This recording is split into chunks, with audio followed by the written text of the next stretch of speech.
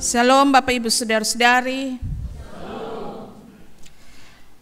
Tema perenungan firman Tuhan kita pagi ini pada syukur Natal sekaligus juga dengan beberapa acara besar lainnya ini yang sementara ini kita gumuli, kita rayakan juga, berjudul atau ada dalam kerangka tema tentang ketaatan membawa pengenalan yang benar kepada Tuhan. Jadi saudara-saudari, sesuai dengan tema ini kita akan belajar tentang ketaatan. Bapak Ibu saudara-saudariku, kalau kita bicara tentang ketaatan, biasanya kita akan lebih mudah menaati sesuatu jika kita merasa bahwa ketaatan kita kepada sesuatu itu akan melepaskan kita dari masalah yang tidak perlu terjadi, baru pasti kita akan taat. Misalnya begini, pada jalur pertigaan misalnya atau perempatan di jalan, ketika kita hendak menyeberang dengan kendaraan, senantiasa pada jalur pertigaan atau perempatan itu ditempatkan lampu lalu lintas merah, kuning, hijau di situ. Dan ketika lampu merah menyala, biasanya kita pasti akan taat untuk berhenti. Kita berhenti sejenak karena kita menyadari bahwa kalau kita memaksakan diri untuk menyeberang pada lampu merah, maka yang terjadi adalah kecelakaan atau tabrakan. Jadi akibatnya adalah selain kendaraan kita akan rusak, kita juga akan melakukan double pengeluaran, memperbaiki kendaraan. Itu juga baik kalau kita tidak luka banyak ya. Tapi kalau kita mengalami luka banyak, tentu kita mesti kas keluar ongkos pengobatan lagi. Syukur-syukur kalau masih hidup juga.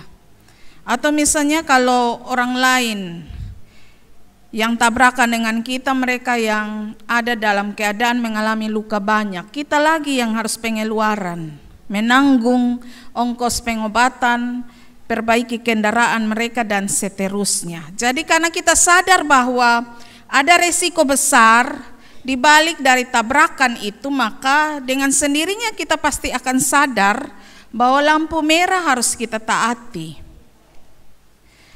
Jadi kalau kita bicara tentang ketaatan Bapak Ibu Saudara-saudari, biasanya pasti akan terdapat perhitungan untung rugi di situ. Kalau ketaatan itu membawa keuntungan bagi kita, ya pasti kita akan rela untuk menaati sepenuh hati. Sebaliknya, jika tidak membawa keuntungan sama sekali bagi kita, biasanya kita akan mencari segala cara untuk menghindari ketaatan itu. Misalnya saja kalau kita ataupun ketika kita tidak tahu apa manfaat dari ketaatan terhadap sesuatu hal tersebut. Misalnya saja pada ketentuan penggunaan lampu lalu lintas merah, kuning, hijau itu. Tadi saya kasih contoh, kalau kita mau jalan lurus, kita mau menyeberang lampu merah, kita pasti berhenti karena kita tahu bahaya yang akan kita hadapi. Tapi Bapak Ibu Saudara-saudari, sadarkah kita bahwa pada lampu lalu lintas itu sekarang tertera tulisan begini, belok kiri mengikuti lampu apil. Bapak Ibu, saya yakin kita semua dapat lihat itu tulisan setiap kali sampai di lampu lalu lintas. Tapi yang terjadi adalah kebanyakan orang biasa melanggar ketentuan ini karena dirasa bahwa ketentuan ini tidak membawa keuntungan begitu. Karena kebanyakan kita memahami, kan saya ada di sebelah kiri, saya kan nanti cuma belok kiri. Jadi saya tidak merugikan siapa-siapa, saya tidak bakalan menabrak siapapun dan tidak bakalan terjadi kecelakaan apapun. Jadi dengan pengertian seperti itu, biasanya sekalipun lampu lalu lintas itu warnanya merah, kita putihkan saja. Kita bikin pemutihan, yaitu lampu. Jadi kita tidak pakai berhenti, kita lewat saja begitu. Tadi sebelum kita mulai kebaktian saya tanya Ibu Ina, Ibu Poluan, saya bilang, untuk apa itu tulisan bilang yang tulis di lampu merah itu, lampu lalu lintas itu, bahwa belok kiri itu harus mengikuti lampu apel. Jadi Ibu Poluan bilang, jadi itu supaya tertib, tunggu hijau baru semua jalan, mau lurus kok mau belok pi kanan kok pi kiri, pokoknya semua harus tertib begitu. Itu lebih baik mencegah adanya kecelakaan. Karena siapa bilang kalau di kiri tidak pernah kecelakaan, bisa saja terjadi kecelakaan. Karena semua berpikir karena kiri aman, bisa saja dengan kecepatan maksimal semua datang dari belakang mau belok kiri. Datang pi tiba-tiba yang di depan yang mau belok kiri, dia kendaraan macet berhenti tiba-tiba tek begitu, yang dari belakang kecepatan maksimal datang terobos yang di depan. Kecelakaan terjadi kan? Bapak Ibu saudara-saudari, jadi begitulah dengan ketaatan kita begitu. Kita akan melakukannya jika kita rasa bahwa ketaatan itu memberi banyak keuntungan dan manfaat bagi kita, pasti kita taat. Tapi kalau tidak, pasti tidak kita taat. Jadi sebaliknya, karena ketaatan tidak membawa keuntungan bagi kita, jarang sekali atau enggan orang banyak untuk melakukannya. Tapi berbeda bagi Yusuf dan Maria, saudara-saudari. Ketaatan adalah hal penting yang diberi perhatian oleh mereka, terlepas dari perhitungan untung dan rugi. Mereka tidak pikir ini memberi keuntungan atau kerugian, tidak pikir itu. Yang penting mereka harus taat. Kita dengar Bapak Ibu saudara-saudari dan kita mengetahui kesaksian yang dicatat di dalam Alkitab tentang bagaimana kisah menjelang kelahiran Yesus. Kepada Maria, seorang yang masih perawan, yang masih gadis, belum bersuami, sebuah berita disampaikan kepada dia bahwa kandungannya akan dipakai. Ia akan mengandung seorang bayi yang nantinya akan menjadi juru selamat bagi dunia ini. Ini bukan hal yang mudah yang harus Maria jalani. Ia belum bersuami, saudara-saudari. Tapi karena nanti ia akan mengandung di luar pernikahan, maka Maria dan keluarganya juga Yusuf, bahkan Yusuf, tunangannya itu dan juga keluarga Yusuf, mereka pasti akan mendapatkan perlakuan yang berbeda dari kebanyakan masyarakat. Dan perlakuan itu perlakuan yang mempermalukan mereka begitu. Karena menurut tradisi hidup mereka, orang-orang Yahudi, kalau seorang perempuan belum bersuami lalu dia hamil di luar pernikahan, itu merupakan sebuah aib yang luar biasa. Bahkan kemungkinan hukuman dirajam dengan batu akan dihadapi oleh Maria ini karena dia hamil di luar pernikahan secara fisik ya, secara manusiawi. Tapi sekalipun demikian, Maria dan Yusuf ini mau taat kepada perintah Tuhan. Lalu kali ini lagi, pada pagi ini kembali kepada kita disajikan tentang ketaatan Maria dan Yusuf kepada Tuhan. Dalam aturan hukum Taurat, Bapak Ibu saudara-saudari, silakan buka Imamat 12. Imamat 12 ayat 1 sampai 3 dan ayat 8. Saya ajak kita baca 4 ayat itu.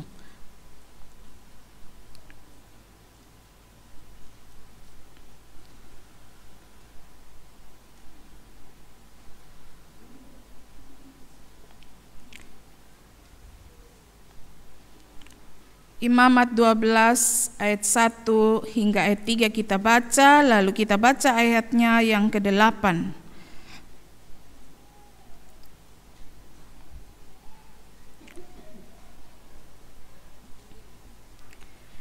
Kita baca ayat 1 sampai 3 dulu, habis itu kita lanjut di ayat 8. Imamat 12, kita baca bersama-sama 1, 2, 3. Tuhan berfirman kepada Musa demikian, katakanlah kepada orang Israel, Apabila seorang perempuan bersalin dan melahirkan anak laki-laki, maka najislah ia selama 7 hari, sama seperti pada hari-hari ia bercemar kain, ia najis. Dan pada hari yang ke-8 haruslah dikerat daging kulit katan anak itu. Ayat 8, tetapi jikalau ia tidak mampu untuk menyediakan seekor kambing atau domba, maka haruslah ia mengambil 2 ekor burung tekukur atau 2 ekor anak burung merpati, yang seorang sebagai korban bakaran, yang seekor lagi sebagai korban penghapus dosa, dan imam itu harus mengadakan pendamaian bagi perempuan itu, maka tahirlah ia. Saudara-saudari, kalau dalam Imamat 12 ayat 1-3 di sana tersedia aturan hukum Taurat bahwa setiap perempuan yang melahirkan anak laki-laki, ia haruslah melakukan pentahiran. Pentahiran ini adalah pentahiran supaya ia bisa beribadah ya. Jadi bukan pentahiran dalam hal ini Maria menjadi berdosa karena melahirkan, bukan. Tapi supaya Maria bisa beribadah dalam bait Allah. Jadi demikianlah aturan yang harus dijalani oleh Maria dan Yusuf sebagai bentuk ketaatan mereka kepada Tuhan. Jadi meskipun demikian mereka tetap menjalani atau melakukan aturan itu. Bapak Ibu saudara-saudari, Maria dan Yusuf tetap berani dan tetap mau menempuh perjalanan yang memang cukup panjang dari Bethlehem ke Yerusalem, untuk kemudian juga membawa anak laki-laki ini, bayi Yesus ini, ke bait suci. Di sana ia akan disunat sebagai tanda perjanjian kepemilikan Allah. Mereka bersedia melakukannya dalam ketaatan mereka kepada Tuhan. Lalu juga kita saksikan dalam pembacaan kita pagi ini, nama Yesus seperti yang disampaikan oleh Allah melalui malaikat kepada Maria, hal itu juga ditaati oleh Yusuf dan Maria. Nama Yesus diberikan kepada bayi yang lahir itu. Lalu juga Bapak Ibu saudara-saudari, meskipun Yusuf dan Maria ini miskin, karena bahwa ketika mereka melakukan pentahiran, mereka harus melakukan persembahan korban seperti yang kita baca dalam Imamat 12 ayat 8 itu. Mereka haruslah membawa domba, tetapi kalau mereka miskin, mereka hanya boleh membawa beberapa ekor burung saja yang dipakai sebagai korban yang akan mereka persembahkan. Tapi meskipun mereka miskin, mereka tetap mau taat kepada apa yang diperintahkan oleh Tuhan, seperti yang tersaji dalam ketentuan-ketentuan tentang beribadah. Bahkan juga ada 2 tokoh selanjutnya yang juga diceritakan kepada kita melalui bacaan kita pagi ini, yakni Simeon dan juga Hana. Simeon ini adalah seorang yang benar dan saleh. Ia disebut benar karena ia selalu memperhatikan apa yang menjadi kehendak Tuhan. Ia belajar firman Tuhan dan melakukan seperti apa yang diperintahkan oleh Tuhan. Ia taat kepada Tuhan. Dan bahkan ia disebut saleh karena ia selalu rajin beribadah. Dan ibadah itu ia lakukan dalam kegiatan hidupnya tiap-tiap hari. Jadi ia kerjakan dengan baik apa yang ia lakukan, yang harus ia lakukan seperti apa yang dikehendaki oleh Tuhan. Simeon adalah seorang yang benar dan saleh, tapi juga taat kepada apa yang menjadi kehendak Tuhan. Di sisi lain juga disampaikan kepada kita tentang Hana, seorang nabiah, nabi perempuan. Jarang sekali ada nabi perempuan. Hana seorang nabi perempuan yang adalah tokoh yang ditampilkan pada kisah ini, sebab ketekunannya dan ketaatannya menanti Kristus dan kesediaannya untuk mengabdikan dirinya kepada Tuhan di bait Allah itu, ia menjadi pendoa syafaat. Ia berdoa dan berpuasa di bait Allah itu untuk sekian lama puluh tahun lamanya. Salah satu bentuk ketaatan Hana kepada Tuhan. Bapak Ibu saudara-saudari, Keteladanan dalam ketaatan yang ditampilkan oleh 4 tokoh dalam bacaan kita ini, Yusuf, Maria, Simeon, dan Hana, memperlihatkan tentang keuntungan-keuntungan yang lalu mereka peroleh karena ketaatan mereka kepada Allah. Jadi keuntungan yang mereka peroleh itu, yakni bahwa saya mencatat ada 2 hal. Yang pertama, ketaatan Yusuf dan Maria telah mengubah cara pandang mereka dan pemaknaan mereka pada segala hal yang terjadi. Inilah yang menyebabkan mereka kemudian memiliki pengenalan yang benar tentang Allah.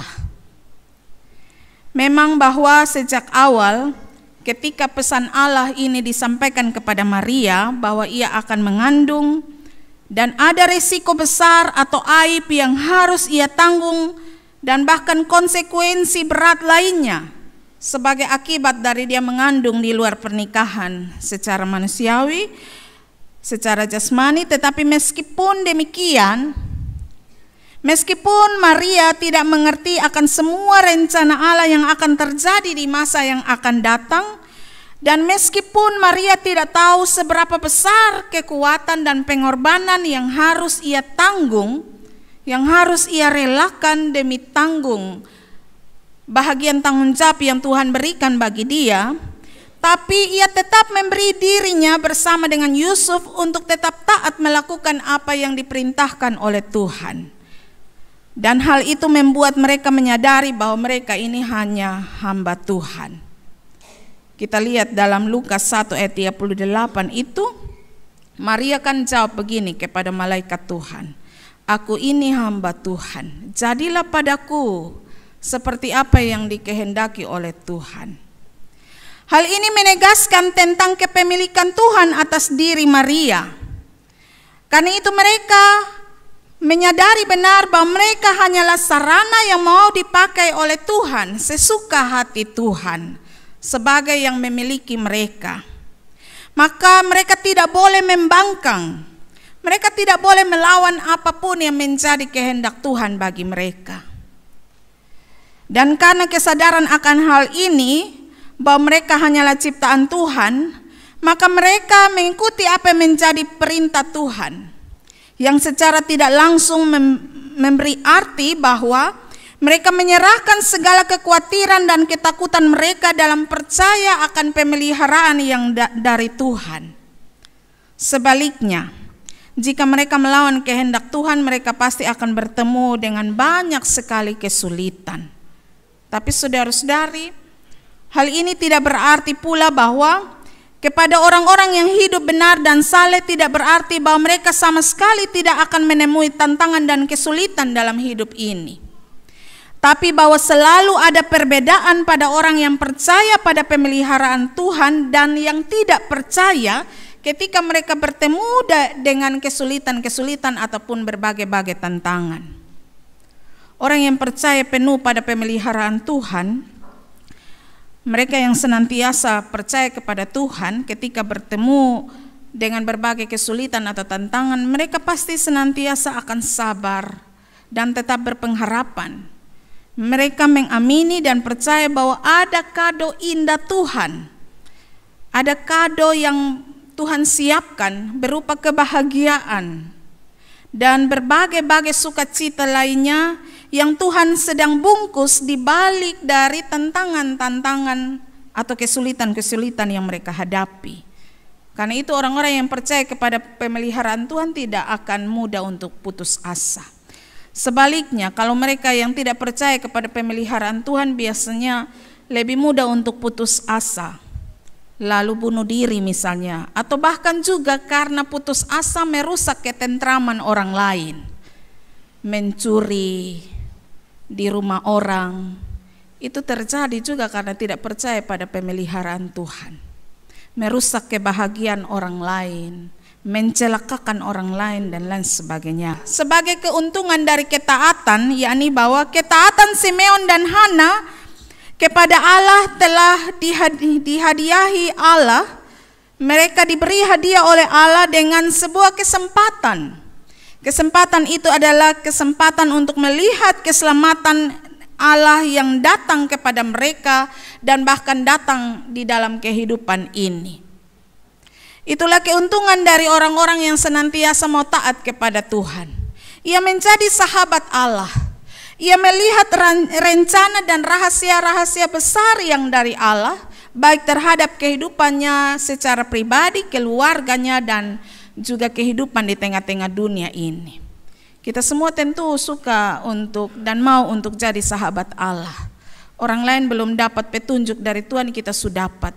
Kita sudah dapat informasi bahwa 1 minggu lagi akan terjadi begini begitu, sehingga membuat kita bisa waspada dan lain sebagainya. Kita tentu senang jadi orang-orang yang ditentukan oleh Tuhan mendapatkan kabar tentang segala sesuatu yang akan terjadi, lebih dahulu mendapatkan kabar itu.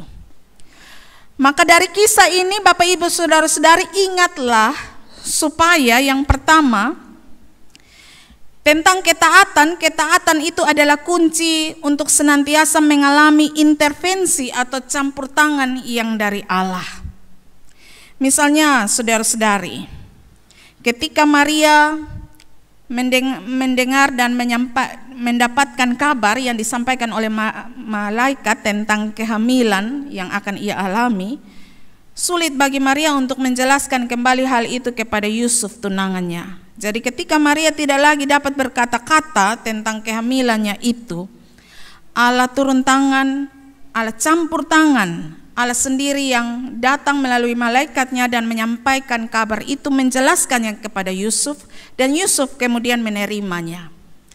Lalu juga bahwa ketika contoh lainnya, ketika bayi-bayi kecil hendak dibunuh oleh Raja Herodes, Allah lah yang kemudian mengarahkan perjalanan Yusuf dan Maria sehingga mereka selamat dari rencana pembunuhan yang dilakukan oleh Herodes.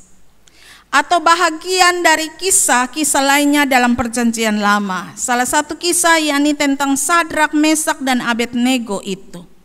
Daniel dan juga teman-temannya. Ketika mereka menolak untuk menyembah patung raja dan lebih memilih untuk taat menyembah kepada Tuhan, hasilnya bahwa memang benar bahwa mereka dibuang ke dalam perapian yang menyala-nyala. Tapi intervensi Allah, campur tangan Allah turun menaungi mereka, sehingga sekalipun mereka ada di tengah-tengah api yang bernyala-nyala tetapi tidak melukai tubuh mereka sedikit pun. Ini intervensi Allah. Karena itu jika saudara-saudari ingin mengalami intervensi Allah, campur tangan Allah yang hadir dalam hidup dan bahkan juga pelayanan saudara-saudari, kehidupan muda saudara-saudari, dalam meraih cita-cita, dalam studi, dan dalam apapun, semua perbuatan baik yang saudara-saudari lakukan, kuncinya adalah bahwa saudara-saudari harus